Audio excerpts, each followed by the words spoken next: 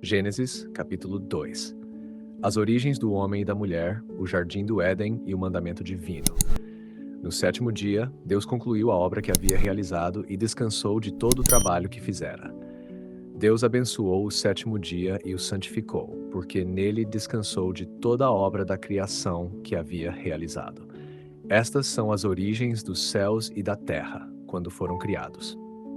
No dia em que o Senhor Deus fez a terra e os céus, ainda não havia sobre a terra nenhum arbusto do campo, nem havia brotado qualquer erva dos campos, porque o Senhor Deus ainda não tinha feito chover sobre a terra, e não existia homem para cultivar o solo. Mas uma fonte subia da terra e regava toda a superfície do solo. Então o Senhor Deus formou o homem do pó da terra e soprou em suas narinas o hálito da vida, e o homem tornou-se um ser vivente. O Senhor Deus plantou um jardim no Éden, ao oriente, e ali colocou o homem que havia formado.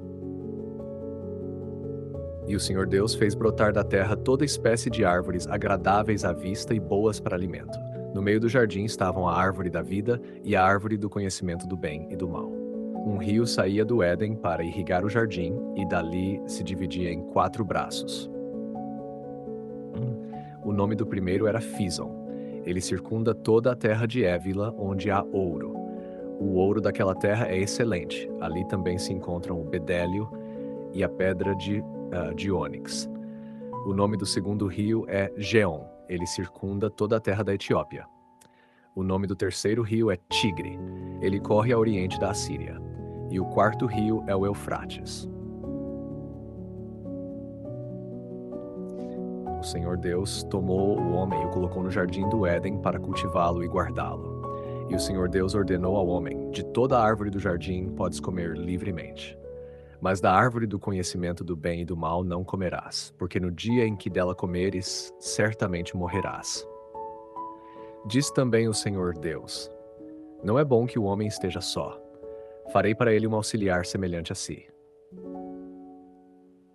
Então o Senhor Deus formou do solo todos os animais do campo e todas as aves do céu, e os conduziu até Adão para ver como ele os chamaria, e cada ser vivo recebeu o nome que Adão lhe deu. Adão deu nome a todos os animais domésticos, a todas as aves do céu e a todos os animais do campo.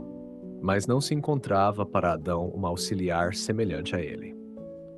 Então o Senhor Deus fez cair sobre Adão um sono profundo, e enquanto ele dormia, tomou uma de suas costelas e fechou o lugar com carne. Da costela que havia retirado de Adão, o Senhor Deus formou a mulher e a conduziu até ele. Então Adão exclamou: esta sim é osso dos meus ossos e carne da minha carne. Esta será chamada mulher, porque do homem foi tirada. Por isso o homem deixará seu pai e sua mãe, e se unirá à sua esposa, e os dois serão uma só carne.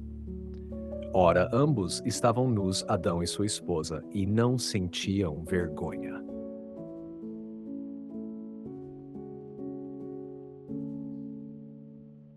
Comentário patrístico de destaque para Gênesis 2.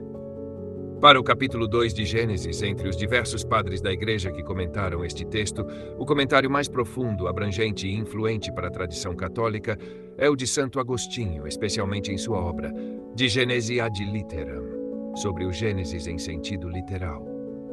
Trata-se de uma das maiores obras exegéticas da antiguidade cristã. Nela, Santo Agostinho procura interpretar o relato da criação, respeitando simultaneamente o sentido literal do texto e sua profundidade espiritual. O homem formado do pó e vivificado por Deus. Gênesis 2:7.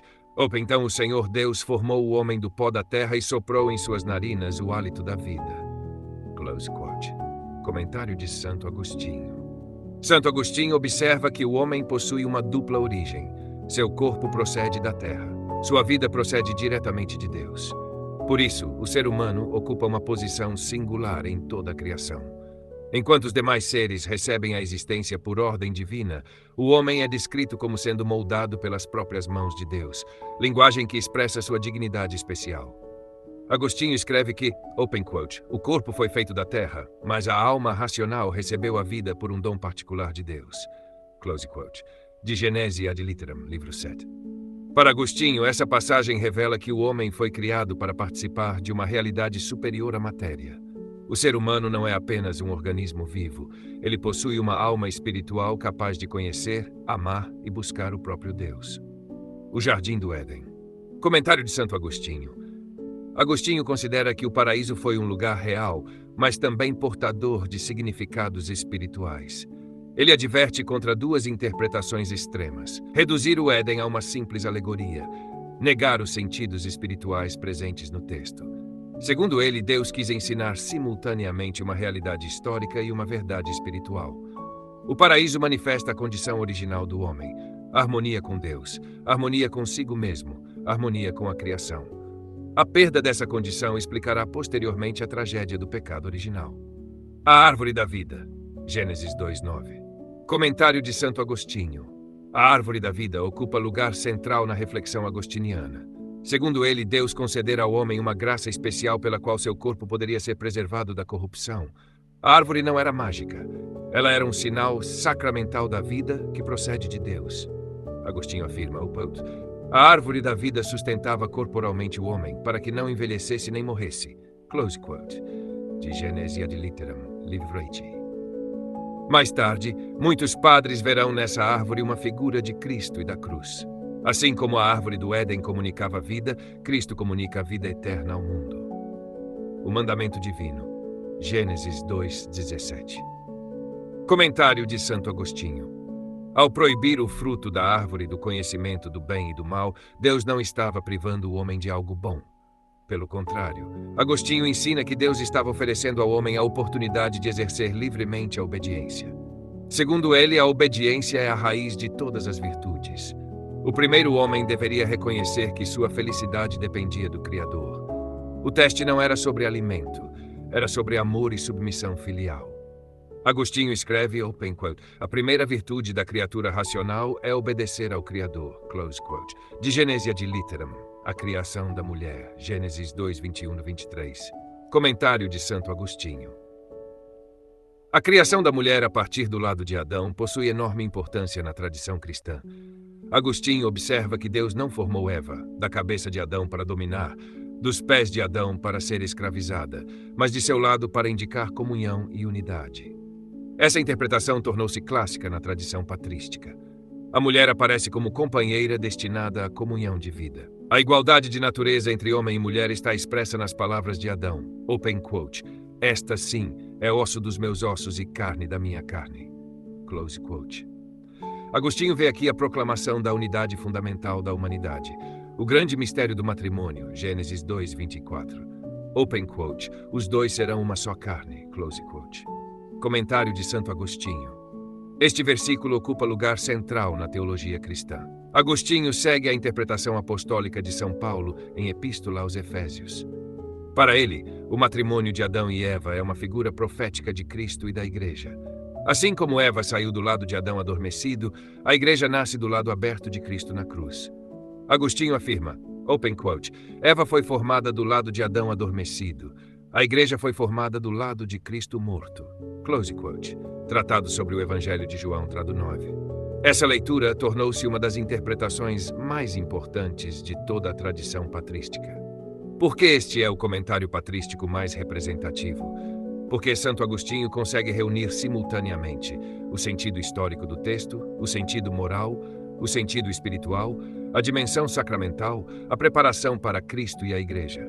Sua leitura influenciou profundamente São Tomás de Aquino, São Boaventura, a teologia medieval, o magistério posterior da Igreja. Reflexão final para audiolivro segundo Santo Agostinho. Gênesis 2 não é apenas a história das origens da humanidade, é também a revelação da vocação humana. O homem vem da terra, mas recebe de Deus o sopro da vida. Foi criado para viver em amizade com o Criador, cultivar o jardim de sua alma, obedecer por amor e caminhar em comunhão. A criação de Eva anuncia a comunhão humana. O matrimônio anuncia Cristo e a Igreja. A árvore da vida anuncia a vida eterna. Assim, todo o capítulo aponta para um único fim, a participação do homem na própria vida de Deus.